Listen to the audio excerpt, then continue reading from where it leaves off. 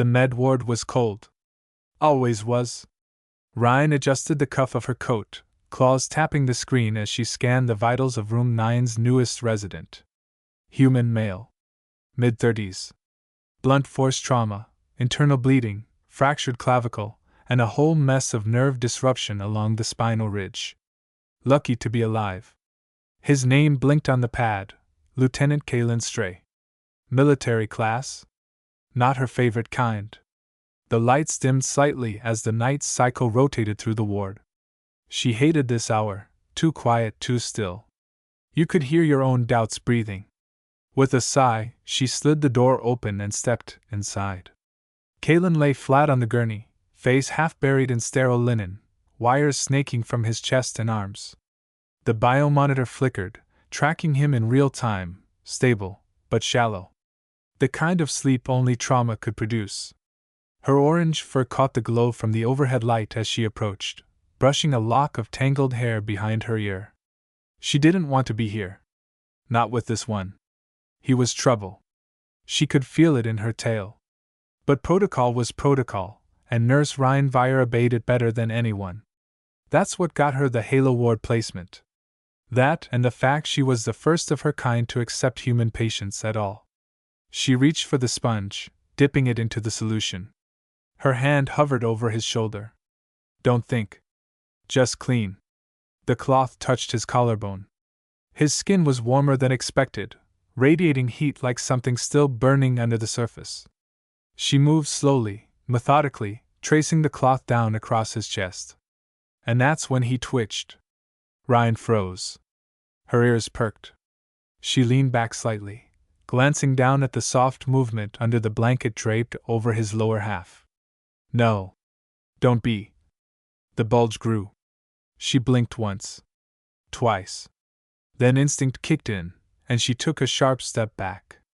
Kalen's eyes opened. Groggy. Half-lidded. But awake. Nurse! He rasped, voice hoarse from disuse. You might want to stop before this gets awkward. Her fur bristled. You're conscious? Barely, he said with a cough, then smirked. But enough to enjoy the attention. She narrowed her golden eyes. It's a medical reaction. Nope, he said with a lazy grin. That's just me being a red-blooded man, sweetheart. Her jaw clenched. You're recovering from critical trauma. Guess I'm healing faster than they thought. She turned for the sink. I'll send in a replacement. Too late, he said. Damage is done. Your behavior is unprofessional. And your hands are soft. She should have slapped him. Should have sedated him. But instead she froze, because somewhere beneath the sarcasm, she heard something else. Fear. Loneliness. Gratitude. You're insufferable, she muttered. He smiled. And you're dangerously hot. The door behind her hissed open. Ryan spun. Dr. Myrex. Tall. Cold. Always watching. Routine bathing? He asked, voice clipped. Ryan stood straight. All within protocol. Kalen coughed, barely hiding a laugh. She's very thorough, document. 5 stars. Myrex's gaze narrowed. Ryan kept her voice even. Vitals are stable. Monitoring continues. Myrex stared a beat longer, then left. Silence returned. You should have walked out, Kalen said quietly. Ryan's eyes lingered on the biomonitor. You didn't, he added. No, she hadn't. And for reasons she couldn't explain, that scared her more than the alarms ever did.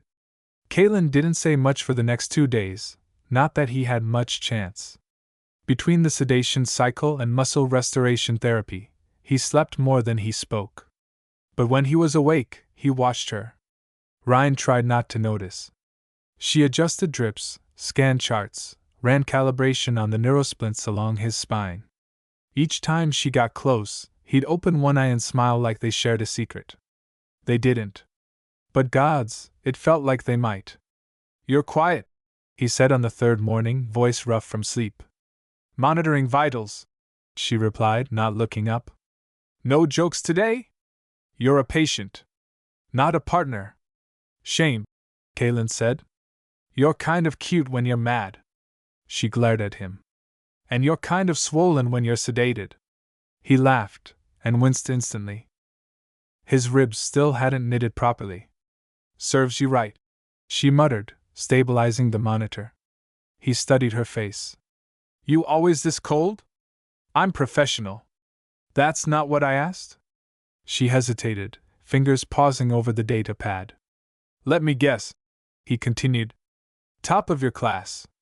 Promoted early. Probably walked past 5 transfers just to land in this ward. All logic. No risk. No fun. Stop talking. Hit a nerve? Ryan turned on her heel, standing straight. I don't do flings. I don't do messy. And I definitely don't mix hormones with healing. Kalen raised his hands slightly. Hey. I'm just talking. You're the one blushing. I'm not. She stopped. Damn it, she was. He softened a little, like the sarcasm had worn off. Look, I get it. I'm a human. You're not. We're both from systems that barely tolerate each other. But I wasn't kidding before. When I woke up and saw you, he swallowed. You made the nightmare stop. Ryan froze. The words hit harder than she expected. Maybe because they were honest. Maybe because she hadn't let anyone say something real to her in years. She cleared her throat. That's not how this works. I know. I'm your nurse. Not forever. Ryan looked away. The window cast pale light across his bare chest, the deep scars barely beginning to fade. He was still healing. Still fragile. Still hers to protect, whether he liked it or not. You're not ready for whatever it is you think you feel. I'm more ready than you think, Kalen said softly. A chime interrupted them. Shift turnover. Ryan stepped back. Rest, she said, already halfway to the door. We begin mobility trials at 1600. Kalen tilted his head. Is that code for you'll be back? She paused. Just for a moment. Then, without turning around, she said, Don't make me regret it. The door hissed shut behind her. Outside, the corridor was empty. She leaned against the wall, letting the silence catch up to her. She hated how her hands trembled. She told herself it was stress. She told herself it was exhaustion. But deep down, Ryan knew exactly what it was. It was him. And that terrified her more than any wound ever had. Kalen was already sitting up when she entered later that afternoon. That's against protocol, Ryan said immediately, eyeing the support bars he'd used to haul himself upright. He grinned. And yet, here I am. Breathing. Mostly upright. Mildly heroic. She approached with her data pad, scanning him with a practiced eye. Your vitals aren't stable enough for unsupported movement. You could rupture the stabilization wrap. And miss the chance to impress my favorite nurse? He asked. You're not charming. I'm aware. I'm persistent. Her ear flicked involuntarily, betraying her annoyance. She hated how easily he slid under her composure. Every minute she spent with him felt like she was walking a tightrope, one strand of professionalism away from disaster. I'm initiating your first assisted mobility sequence, she said curtly, setting down the pad. Do not resist. Do not flirt. And do not, under any circumstances, try to walk on your own. Kalen raised an eyebrow. You really know how to kill the mood. Ryan stepped beside him, wrapping her arm around his waist as she locked the stabilizer belt to her hip. The moment they touched, his body tensed. Relax, she said. Trying, he replied, voice lower now. You're very warm. Stop talking. They took one step. Then another. His breath hitched as pain lanced through his side. She adjusted her pace without a word, absorbing more of his weight, guiding him along the rehab bar. You're good at this, he muttered between gritted teeth. I know. No bedside flirting? I don't flirt. He chuckled. Then what's the word for the way your hand lingers every time you reset my 4-line? Her step faltered. I watch, he added quietly. Because you won't let yourself. You're imagining things. No, he said. I'm remembering them. They reached the bench. She helped him down, gently lowering him until he sat, hunched but stable. She knelt in front of him to unclip the belt. Kaylin's hand moved without thought, resting lightly on her shoulder. Just stay here. A minute. She froze. I know I talk too much, he said. But I mean it when I say I don't take this for granted. You being here. Helping me. This is my job, she said softly. You're not here because you have to be. She looked up, meeting his eyes. Why me? Because you saw me at my worst and didn't walk out. Because you treated me like a person, not a project. Because when you look at me, it doesn't feel like I'm dying anymore. Silence. Then she stood. We're done for today, she said briskly. I'll log the progress. Kaylin didn't argue. But as she turned away, his voice followed her. You act like this doesn't mean anything. She stopped. Didn't turn around. Couldn't. But it does, he said. You know it does. She left without a word. But her pulse didn't slow for hours. She barely made it 2 corridors before she ran into Dr. Myrex. Out of uniform, he said coolly, eyeing the unzipped cuff of her coat. Unusual for you, Nurse Vire. Ryan stiffened. End of shift cleanup. He didn't move. You've been spending considerable time in room 9. He's my patient. Plenty of patients in Halo. Yet you seem especially attached to that one. I'm doing my job. Myrex stepped closer, his voice quiet and flat. Don't lie to me. The corridor lights flickered as the power grid shifted cycles. Ryan's tail twitched once. You think no one notices? Myrex continued. You think the access logs vanish? We track entry points. Badge scans. Overnight visits. You're not being subtle, nurse. I monitor vitals. His readings spike unexpectedly. I respond. He tilted his head. Is that your official statement? It's the truth. Myrex's eyes didn't blink. You'll drop him. Now. Or I take it to the board. You'll be suspended before end of cycle. No hearing. No reassignment. Blacklisted. Ryan felt her claws digging into her palm. This isn't about protocol, she said. You don't care about bedside standards. You just don't like that I'm not afraid of you. You should be. Why? She snapped. Because I let myself feel something real? His jaw clenched. That hit. You really think he cares about you? Myrex sneered. You're a curiosity to him. An alien diversion. He'll forget you the moment he leaves the ward. You don't know him. And you don't know what he'll do when he's discharged. He stepped back, folding his hands behind his back. You have 24 hours, he said. End it quietly. Or I bury your career so deep not even an outpost clinic will hire you. Then he walked away. She stood in the empty corridor, heat pulsing in her ears, breath shallow.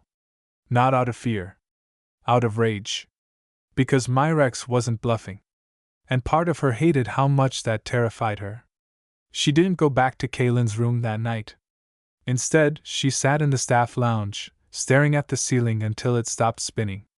Every time she thought of his voice, his hands, his warmth, she heard Myrex's sneer behind it. You're a body to him. But when she finally looked at her console, her finger hovered over his chart. Then she pulled it up anyway. Stray Kaylin. Human. Status stable. Recovery estimate 46 days. Neurological, responsive. Mobility improving. Notes, patient requested Nurse Vire. Denied. She stared at that last line. Then, quietly, without knowing why, she whispered, I'm not done with you. The next morning, Kaylin was waiting. Not just awake, but standing. Unsupported. One arm braced against the wall, line trailing from his elbow. You're not cleared to stand without aid. Ryan snapped as she entered, heart leaping into her throat. He turned slowly. Didn't think you'd show. I'm your nurse. You weren't last night. Her jaw tightened. Vitals check. Sit down. He obeyed, but not without a smirk. You're tense. She strapped the monitor to his wrist. You're observant. Still shaking, nurse? She hesitated. Her hands were trembling. Just barely. But he felt it. Saw it. Kaylin leaned forward as the last sensor clicked into place. You're not just scared of losing your job. She straightened. You're scared of wanting this, he added. Of wanting me. Ryan pulled away too fast, clearing her throat, turning toward the foreport. I meant what I said, he continued. I'm not backing off. You can throw the rulebook at me, I'll throw it back. This isn't about you. No, he said, voice lower now. Then why didn't you report me? She froze. He stood, slowly, carefully, and stepped into her space. He wasn't smirking anymore. There's a difference between attraction and something real, she said softly. Kaylin nodded. Then let's find out which this is. The door chimed. They both jerked back like magnets reversed. Ryan bumped into the supply counter. Kaylin straightened instantly, face passive. The door slid open. Of course. Dr. Myrex. Well, he drawled. I see the patient is upright. Remarkable recovery, Lieutenant. Kaylin stared him down. You should leave. Myrex arched a brow. Or what? You'll flash that military charm at me? He's a patient. Ryan interjected, voice tight. Not your target. Myrex's gaze turned cold. Careful, nurse. You've got a reputation to protect. Kaylin's voice was steel. Say one more thing and I'll give you a new injury to log. Kaylin, no, Ryan hissed. But Myrex was already smirking. That's what I thought. He turned and walked out, smug and satisfied. The door closed. Kaylin's hands were balled into fists at his sides. He's watching you, he said. I know, Ryan murmured. And he's not going to stop. They stood in silence for a long moment. Then she said, Then we stay sharp. That all? For now. But the look in Kaylin's eyes said this wasn't over. And deep down, she didn't want it to be. She didn't last 5 minutes in the staff lounge. Not after some intern made a joke about intimate sponge rotations. Her claws had curled halfway through her tea. She left before she said something she couldn't take back. The rooftop garden deck was supposed to be off-limits during night's cycle. But Ryan had override access. One perk of never having used it, until now. The air was thinner here. Cooler. The dome shimmered high above, starlight fractured through 1,000 synthetic panels. She stood at the edge of the deck, arms crossed, coat collar high, watching ships blink past in orbit like fireflies no one could reach. Behind her, the door hissed. Kaylin's steps were quiet. But she didn't need to turn. She felt him. As if the gravity in the dome had shifted with his arrival. You weren't at therapy, he said. I was busy. Liar.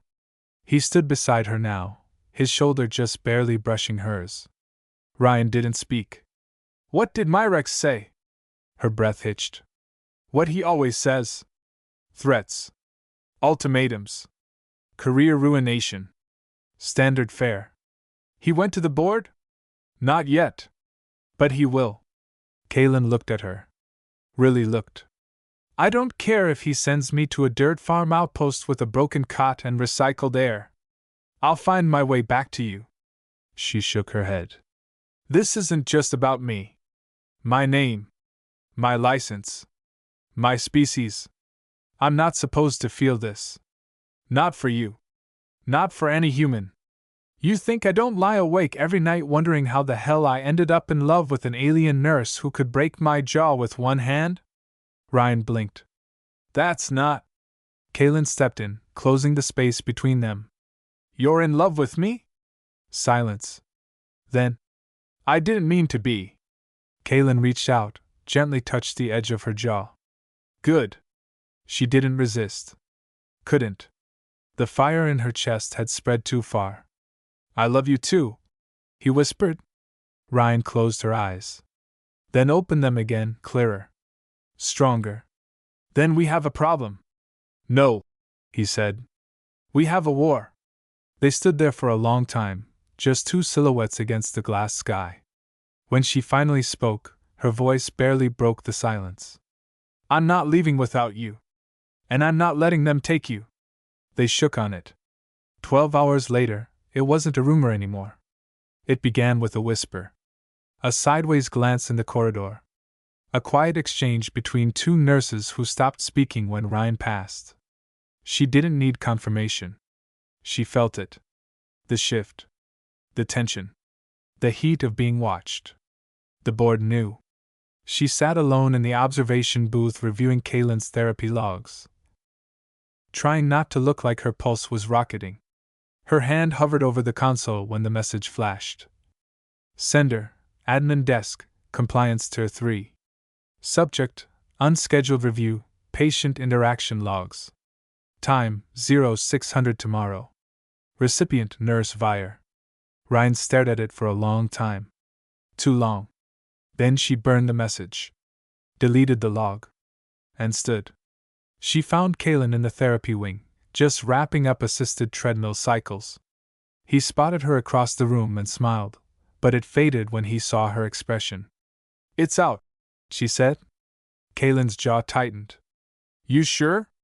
I'm not guessing. He stepped closer. Then screw being careful. No, she snapped. We don't give them ammunition. He exhaled. They already loaded the weapon. We just haven't heard the shot yet. Ryan looked up at him. You don't have to go down with me. Then pull me up with you, Kaylin said. I'm not walking out of here and pretending this didn't happen. She opened her mouth to respond, but he stepped in and kissed her. There was no hesitation. No fear. Just fire. The kind that starts wars. When he pulled back, he didn't look sorry. If they want a reason to come after us, they can come get it, she finished. The next morning, the locker room door slid open, and her stomach turned to ice. Dr. Myrex stood there. So did the board administrator. And 3 others, HR, legal, protocol. Nurse Vire, the administrator said. We need a word. The room was cold. Worse than the ward. Worse than the garden deck. Cold in the way that silence becomes a weapon. Ryan sat alone at the curved table's center. Her badge had been confiscated. Her datapad disabled. A surveillance node blinked red in the ceiling corner. 5 chairs faced her. Only one of them held a familiar face, Dr. Myrex. He sat farthest to the right, fingers laced, lips unreadable. Nurse Vire, the administrator began. Do you understand the purpose of this inquiry? Yes. You've been accused of violating proximity standards with a patient under your primary care. Do you deny this? Ryan stared forward.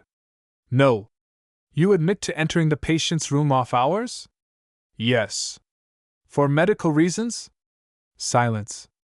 Myrex smiled faintly. For emotional reasons? The administrator clarified. Ryan's voice didn't waver. Yes. And did you? A pause, then a shuffle of paper, as if dressing the sentence in formality would soften the blow.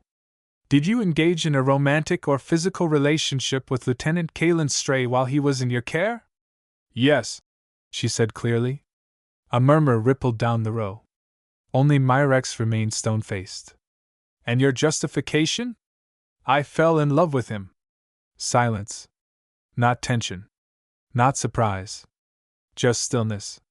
Like the whole room had exhaled at once and didn't know how to inhale again. I'm not sorry, she added. Myrex stiffened, but the administrator merely leaned forward. Then this changes everything. When Ryan returned to the ward, Kaylin was gone. She ran to the front desk. Where's Lieutenant Stray? The nurse on duty blinked. Didn't you hear? Her stomach dropped.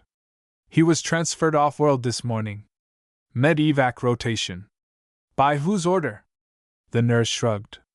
Came through 5 hours ago. Signed clearance by Dr. Myrex.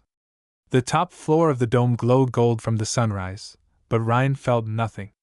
She found Myrex exactly where she expected, on the observation deck, coffee in hand, watching the sky like it was his to command. You sent him away. Myrex didn't turn. You should be thanking me. She stalked forward. Where is he? Gone, Myrex said flatly. And because of that, you'll keep your license. The board will censure you, not crucify you. A single violation can be spun. Pattern misconduct? That's another story. You're a bastard. I'm a realist, he said. And you're a romantic idiot who let a human soldier compromise your entire career. You didn't do this to protect me, she hissed. You did it to punish him. Correct. The word dropped like a stone between them. You lose, he added. He's gone. This ends here. But Ryan didn't answer. She turned on her heel and walked away. Her pace was steady, but inside her chest her pulse screamed. She didn't go to her quarters. Didn't go to admin. She went to the only place that still had ships with warm engines. The flight dock. The dockmaster barely looked up as she approached. Where to, nurse? Ryan stared at the outbound logs, her eyes scanning until they hit a name. Evac ship Ardenes. Outbound. Unsanctioned. 5 hours ago. Medical crew rotation, encrypted. That was it. Anywhere but here, she said.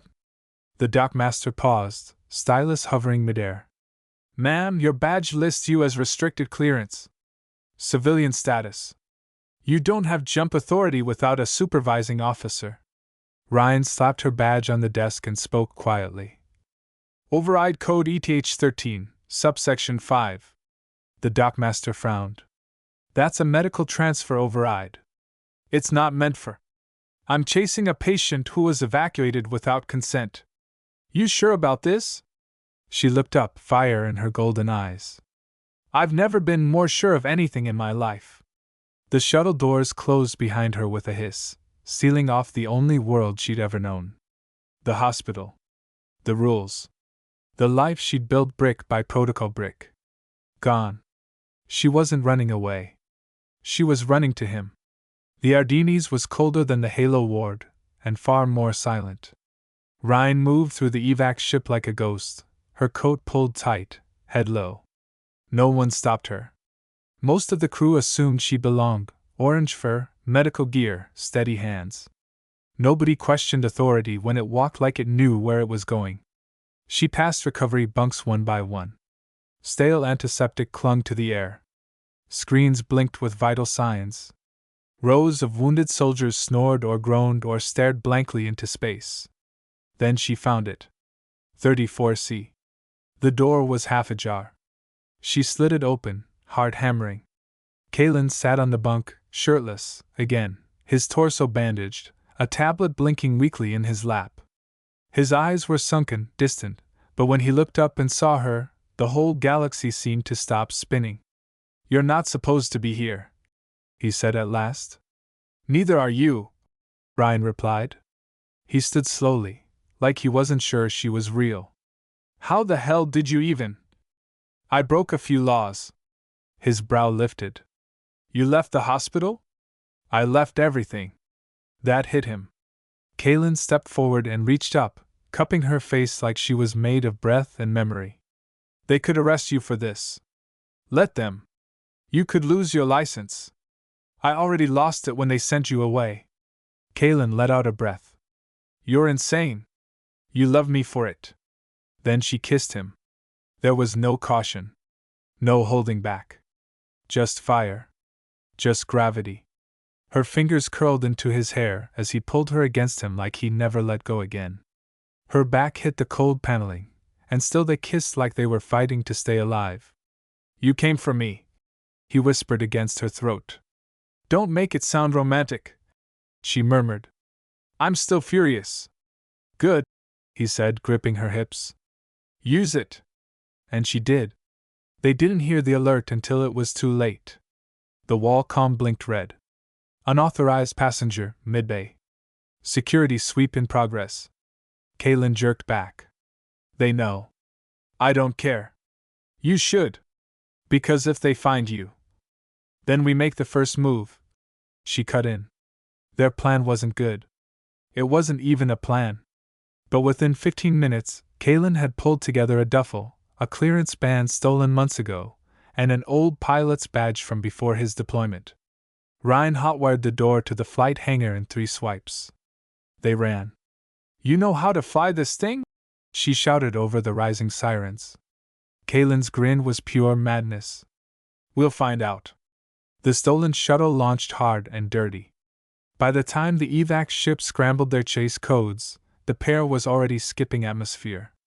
In the co-pilot seat, Ryan buckled in, breath ragged. Kalen gripped the controls beside her, knuckles white, but steady. Where now? She asked. Anywhere but here. You really need a new catchphrase. He laughed. And for a second, she forgot the price they were about to pay. They didn't speak for the first 20 minutes after breaking orbit. Just breathed. Just existed. The shuttle, bare bones and borrowed, shuddered as they dipped through unregistered airspace on the edge of the Vorthos drift. Every minute bought was a favor from a fuel tank they hadn't earned. We're almost dry, Kalen muttered, eyes on the gauge. Half a tank won't get us through the asteroid belt. Then we don't go through, Ryan replied. We go low. Somewhere civilian. Somewhere they don't ask names. She tapped into the nav. The screen flickered, fuzzed, then loaded a short list of barely charted colonies flagged for low surveillance and high density. One stood out, Elisa 9. Mining outpost. Supply depot. No central scanner grid. No Union flags. Set coordinates, she said. Kalen complied. Got a good feeling about Elisa. You had a good feeling about stealing a medical shuttle. Worked, didn't it? She gave him a look. For now. They landed hard, skipping atmosphere like a stone, and touched down just beyond sunset. The docking port was little more than a gravel pad wrapped in rusted moorings, but no security lights pinged them. No scans. No alert. That was enough. The moment Ryan stepped out of the shuttle, she felt it. Eyes. Dozens of them. Elisa 9 didn't get visitors like her.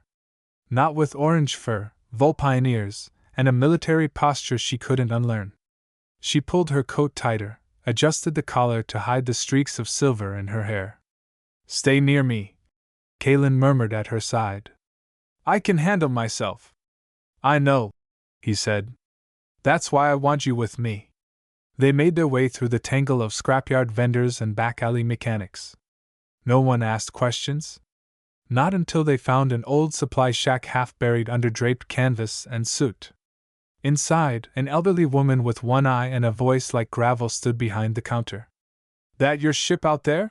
She asked, nodding lazily toward the sky. Nope, Kalen said, smooth as smoke. Just borrowing it. The woman snorted. Long as you ain't bringing trouble, I don't care where you're headed. What counts as trouble? Ryan asked. The woman grinned. Same thing it always does, people who still believe in something.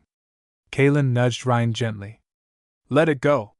They bought scrap parts. Rations. A local data pad with unregistered fuel credits. Then left fast. That night, they found a cot in the back of a half-broken traveler's hostel. One bed. No doors. Kalen sat on the edge, unlacing his boots. You should sleep. So should you. I'll take first watch. This isn't a war zone, she said. Kalen looked at her. Everything feels like one now. She moved toward him, slow. Sat beside him. Leaned her forehead to his. We're not soldiers anymore. Then what are we? Whatever we want to be. He turned slightly, eyes searching her face. And what do you want? She didn't answer with words. Instead, she climbed into his lap, deliberate, steady. Her hands cupped his face. They undressed slowly. Without urgency. Without fear. They didn't just fall into each other. They rebuilt themselves, one touch at a time. Morning came without mercy. Kalen was already gone from the bed when Ryan stirred. She found him outside, in the cramped alley behind the hostel, hunched over a vendor's console at the market square. His shirt hung loose over his healing side, bandages hidden beneath the collar. She approached slowly, arms crossed. "You shouldn't be out here." He didn't turn. "Neither should this." Ryan followed his gaze to the dusty vendor screen. Static faded. Then a sharp tone. "Wanted, unauthorized medical discharge. Individuals of interest. Lieutenant Kalen Stray. Nurse Ryan Vire. 25,000 credits. Alive." Kalen stared in silence. But others didn't. A nearby merchant squinted at him, then the screen. Then back. Eyes narrowed. Kalen backed away fast. "We need to go." By the time he reached the hostel, 3 local enforcers were already in motion. Boots crunching gravel. Voices rising. Ryan was stepping out of the doorway when he caught her wrist. "Run!" "What?" "Run!" They sprinted, shoulder to shoulder, hearts pounding. Blaster fire lanced the corridor behind them, one bolt clipping Kalen's shoulder. He didn't cry out. Just pressed forward. The shuttle ramp was in sight when the next stun round struck the outer hull, exploding against the shield barrier. Ryan hit the lock panel. The hatch dropped open. Kalen dove through first. She followed, skidding into the cockpit. "We need height," she barked. Kalen strapped in. "Then buckle up, sweetheart." They launched hot. Low altitude. Dirty engine trail. A second patrol skiff tried to follow, but Kalen banked hard, clipped a rock ridge, and vanished into a dead canyon network within seconds. Inside the shuttle, everything was shaking. He reached across, took her hand. "Where now?" Ryan didn't hesitate. "Edge of the sector. Somewhere they can't follow." Kalen's grip tightened. "This doesn't stop. You get that, right?" Her voice came low, fierce. "I'm counting on it." 2 days off-grid. 2 days of hiding in the skeletal remains of shattered moons and old asteroid debris fields. Ryan barely slept. Kalen barely let go of the controls. And still, they hadn't shaken the bounty. Every time they rerouted NAV pings, the Medet caught up. Every time they changed course, the chase adapted. "We can't keep outrunning this," Ryan muttered, hunched over the secondary console, eyes scanning for threats. "Threat status just moved from moderate to active. Life support's down to 50%, Kalen added grimly. "And we're leaking pressure in the secondary vent." She didn't answer. Just clenched her teeth. They were cornered. And then, a blink. A ping. A message.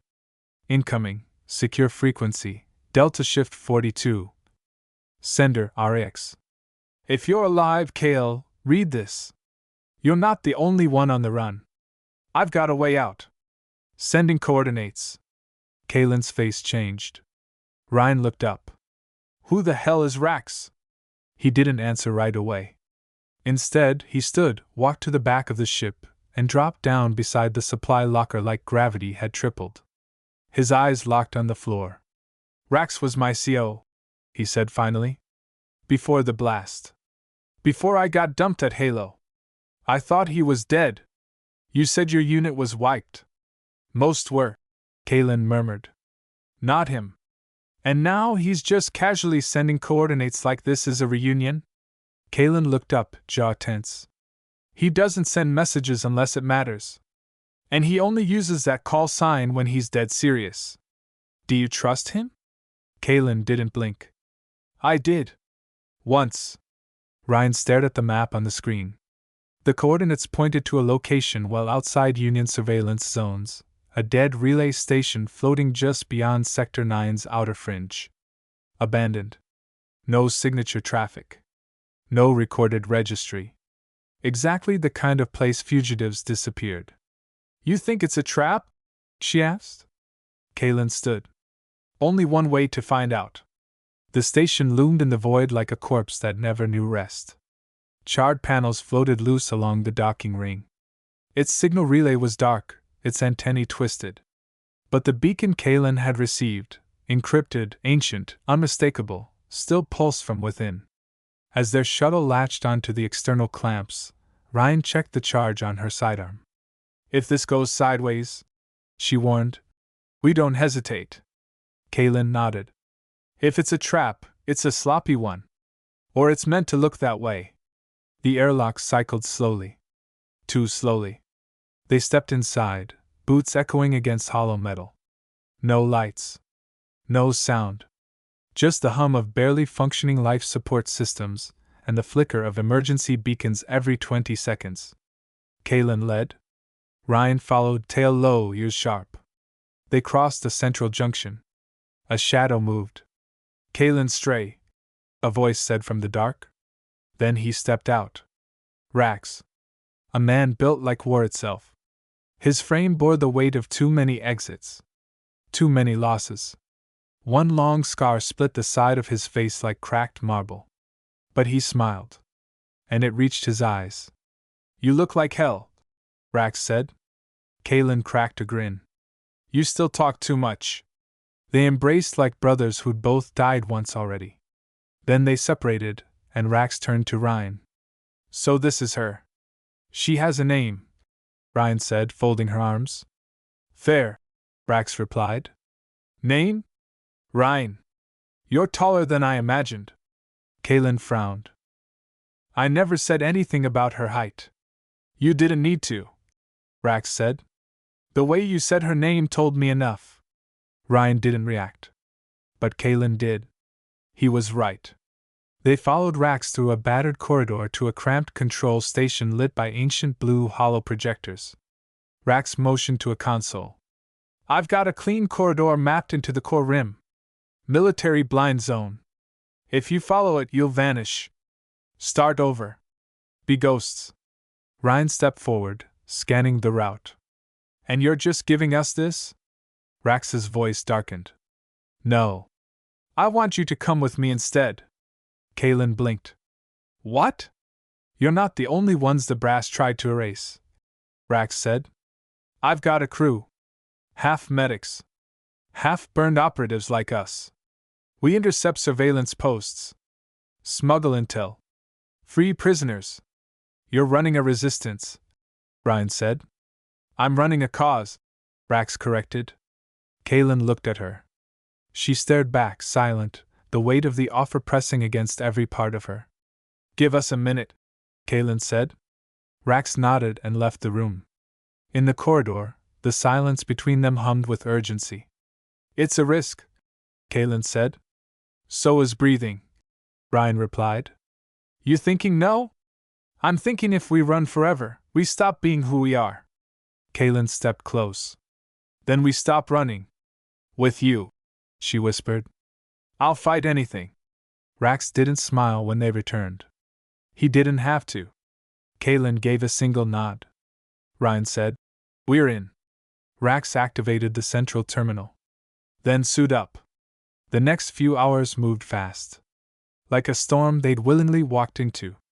He issued them forged IDs, new coats laced with stealth fabric, neurodampeners, and, most telling of all, combands marked with a violet ghost sigil. Welcome to the Ghostlight crew, he said. You're not fugitives anymore. You're family. They met the others in the mess hall, 8 men and women, a few non-human, some cyber-modified, all wounded in different ways. A mechanic missing her jaw, replaced by a voice box that clicked between words. A former med officer whose forearms bore faded Union tattoos. A sniper who didn't speak, only signed. None of them asked questions. Not even when they saw Ryan's fur. Not even when they heard Kaylin's name. Ryan didn't say much either. But when one of them handed her a warm mug of synthroot and nodded, she nodded back. That night, she and Kaylin lay in a narrow bunk carved into the sidewall of the station's upper ring. The room smelled like oil and metal, and the mattress was barely more than a pad. It was perfect. Kaylin lay on his side, one hand wrapped around hers, their fingers tangled between them. Still worth it, she whispered. He kissed her knuckles gently. You kidding? His voice dropped. I'd fall again just to land with you. She rested her head against his chest and closed her eyes, listening to the beat of the heart she'd once nursed back to life. It was still scarred, still fragile, but it was hers, and she wasn't giving it up again. Not for the rules. Not for a title. Not for a galaxy that didn't care about either of them. 3 days later, their boots touched down on a world that smelled like rust and desperation. Turnus 4. Ryan stood in the belly of a dropship, adjusting the strap of her med pack while Kalen holstered his weapon. The gear wasn't theirs. It had been pieced together by Rax's crew, half stolen, half repurposed, but it fit. Like they'd worn rebellion before. "You good?" Kalen asked. Ryan checked the charge on her field injector. "Depends what we're walking into. You read the briefing." "I read the part that said non-compliant medical labor colony," she muttered. "Which usually means desperate people, heavy security, and a good chance we leave with someone bleeding." Kalen grinned. "So, vacation." She shot him a glare. He raised his hands. "You take this too seriously." "You," she said flatly. "I take seriously." And that shut him up.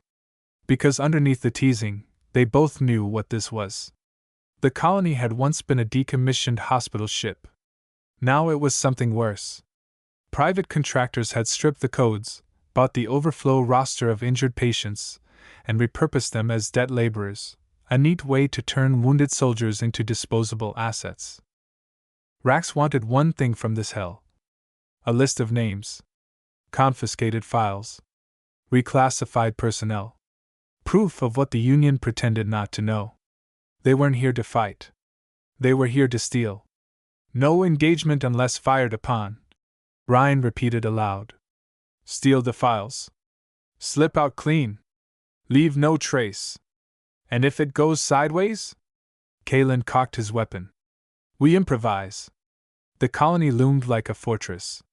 Metal scaffolds twisted over red dirt, fencing latticed with shock sensors. Armed drones hovered overhead, and power cables slithered across the ground like black veins. Kalen breached the eastern fence first. Rax had cut power to the security grid, 90 seconds max.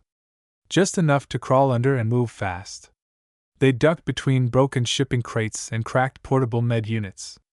Ryan tapped her rebreather twice, confirming oxygen flow. "Visual on the control dome," Kalen whispered. She nodded. "I'll tap the feed. You cover me. Like old times." "You mean like last week?" "Exactly." Ryan slipped into the dome's shadow and bypassed the lock on the main security node. The panel hissed open. She jacked in. The screen flickered. Patient names, ID numbers, medical histories, confiscated credentials.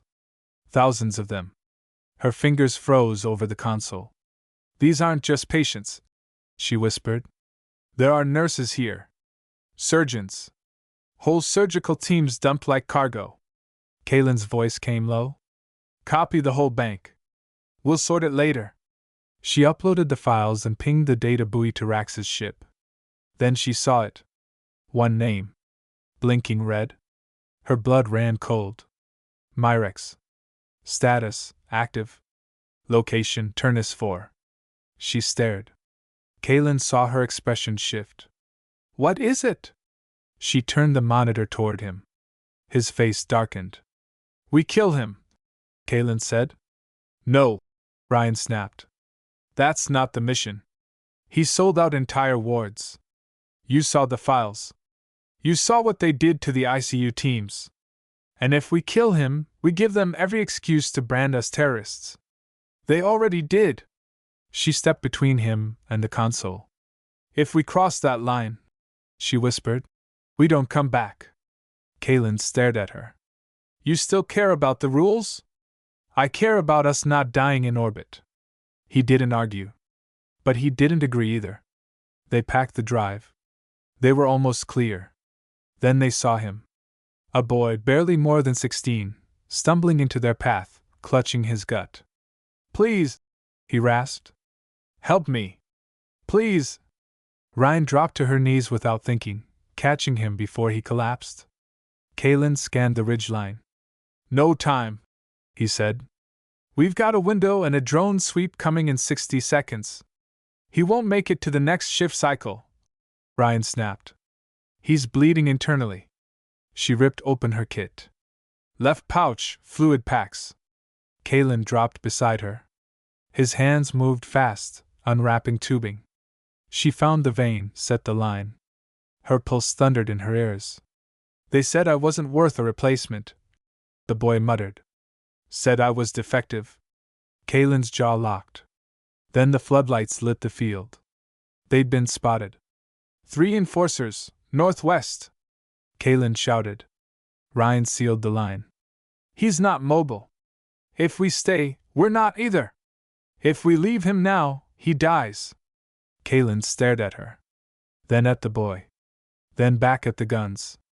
All right, he said. He stood. He raised his weapon. Then we make a stand. The firefight lit the field like a sunrise made of sparks. Kalen moved first, clean, fast, furious. His rifle sang fire into the dusk, dropping one enforcer with a shot to the knee, the second through the shoulder. The third turned tail and ran, screaming for backup. Ryan barely looked up. The boy's pulse was fading again. She jammed a stabilizer into his side and activated the med foam, whispering steady words between gritted teeth. You're not dying. Not here. Not now. The evac ship came in low, thrusters shaking the field as it skidded across red dirt. Rax was at the helm, shouting through the comms. You've got 15 seconds, ghosts, move! Kalen slung his rifle, scooped the boy's legs while Ryan cradled his head, and together they carried him through the smoke and chaos. Muscles screaming with every step. They made it up the ramp just as another stun round pinged off the hull. Ryan dropped to her knees the second they cleared the hatch, checking vitals again. He's holding. Kalen was panting, blood on his lip, his shoulder burned from the grazing round. But he grinned. Told you we could improvise. Ryan didn't smile. She pulled out gauze, shoved it into his hands, and started wrapping his arm with practiced fury. You're an idiot, she hissed. And you love me for it. She didn't argue. That night, after the boy had been sedated and Rax had patched a hole in the ship's side with a literal cooking tray, Ryan sat in the corner of the mess hall, her back against the wall. Kalen dropped beside her and handed her a drink. Do we toast to that? Ryan stared into the cup. We're not just running anymore. No, Kalen said quietly. We're fighting now. She looked at him. His fingers were cut. His knuckles bruised.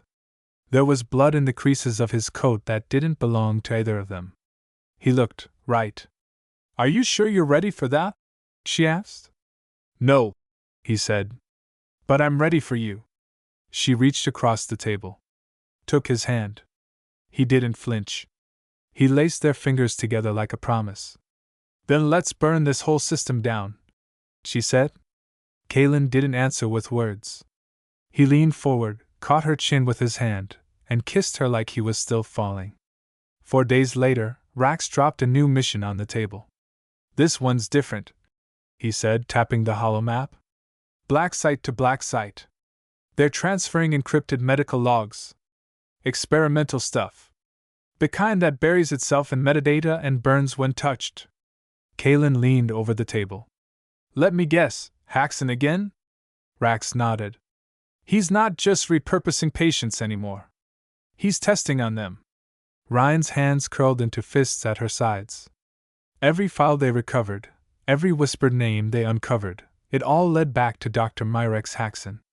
We stopped this, Rax said. We cut off his last pipeline. The plan was supposed to be clean. A ghost op. Kalen would tag the data drive, Ryan would pull medical crates for cover, and Rax would run diversion on the southern comm tower. Quick in. Quiet out. No engagement. You move like you've got something to lose, Rax told them. Kalen had glanced across the room at Ryan. I do. They hit the sand before dawn. The convoy, 3 skiffs and a data hauler, was already parked in a canyon dip just outside of Sector 7. No inbound tracks. No guards visible. Ryan crouched low, hand on her pulse rifle. No tracks in or out, she muttered. They wiped their own trail, Kaylin responded through comms. Which means they're expecting something. She nodded once, then slipped between storage crates as quiet as breath. She was halfway to the center hauler when it dropped. An ambush. Move! Rax's voice exploded in the comms. Get to cover! The world erupted. Blaster fire rained from the ridges above, turning red sand into smoke and cratered glass. Ryan dove behind a collapsed crate, rifle up. Kaylin rolled in beside her. We're boxed in, she shouted. There's no clean exit. We don't have the drive. Kaylin yelled back, scanning the hilltops. We abort or we die. I can make it to the carrier. No, he said instantly. I'm faster. I go, she said firmly. You cover. Kaylin clenched his jaw, nodded once. 15 seconds. No more. She ran. Blaster bolts tore the air around her, searing past her tail, her shoulder, her ribs. One clipped her bicep, but she didn't stop. She slid into the hauler's control pit, ducked under a pulse blast, grabbed the drive from its magnetic lock. Then she turned. And Kaylin was gone. Kaylin! She shouted into the comms. Nothing. No signal. No voice. No trace. Then a sharp buzz cut through the channel. Override frequency. Medical detainment signal, 34R. Subject, unidentified human male. Match, Kaylin S. Status, captured. Awaiting transport, Site T13. Her knees hit the dirt behind a boulder. No. It wasn't just a detainment notice. It was a disappearance order. Site T13 wasn't a prison. It was a reclamation unit, where fugitives went to vanish, where names became numbers, where breathing men were broken into parts. Ryan felt the scream build in her throat, but she didn't let it out. Not yet. She stood. And she ran. By the time she reached the evac ship, the sky was bleeding fire. Rax met her at the ramp, his voice tight. We lost 2. One's bleeding bad. You're shot. Ryan shoved the data drive into his hands. You get this to the net. Leak it. Burn them with it. Rax's jaw clenched. Where do you think you're going? She grabbed a rebreather, slammed a medpack into her hip harness, and snapped a field pistol onto her belt. To get him back. You can't walk into T13, Ryan. It's a suicide zone. He's gone. No. Her voice didn't rise. It didn't have to. It burned. He's mine. Rax grabbed her arm. You're a medic, not a soldier. I'm his. His grip loosened. You want to throw your life away? He asked quietly. Fine. But do it with eyes open. She stared back at him. You gave us a choice when you sent that first signal. I'm making mine now. He didn't stop her after that. Just handed her a stealth injector, a low-pulse blade, and a name. Gate 12. Private shuttle. No beacon. 1 launch window. 3 hours. If she missed it, she'd be alone. She was already gone. In the locker bay, she tore off her ghost-like coat and replaced it with a repurposed field medic uniform scavenged from their last raid. She stripped her tags. Removed every ID from her band. Then, in the encrypted terminal in Rax's office, she left only one message. If I don't come back, tell him I was always coming. Tell him I didn't stop falling. Not once. T13 rose out of the desert like a factory that forgot it had ever once been a hospital. Surveillance towers. Shock fences. Drones thick as wasps. And deep within the stone-throated interior, Kaylin. She watched. She mapped the shifts. Counted rotations. Waited for cloud cover. Then she moved. Scaled the ridge. Bypassed 2 laser nets. Took down a guard with a dart to the throat and dragged his body into a ditch. Stole his ID chip.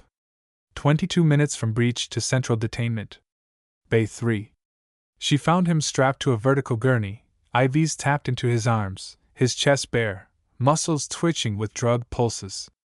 His head lolled until he saw her. And he smiled. Took you long enough. You idiot, she whispered, crossing the room, voice trembling. You stupid reckless. You came. She cupped his face. Of course I did. They were gonna reclass me, he muttered. Reset my neural map. Scrap everything. Not anymore. She ripped the IVs free. He gasped, body shuddering, but stayed conscious. She ducked under his arm, pulled it over her shoulders. Can you walk? I'll crawl if I can grab your ass. You're delirious and in love. Shut up and move. The alarm triggered 2 levels up. No time for stealth now. She dragged him, step by agonizing step, through metal corridors that shook with approaching boots. She hotwired the evac tunnel hatch, slammed the override. As the floor dropped, wind roared and Kalen's eyes locked on hers, blood and sweat dripping down his face. If we die. We won't. But if we do. Then live, Kalen.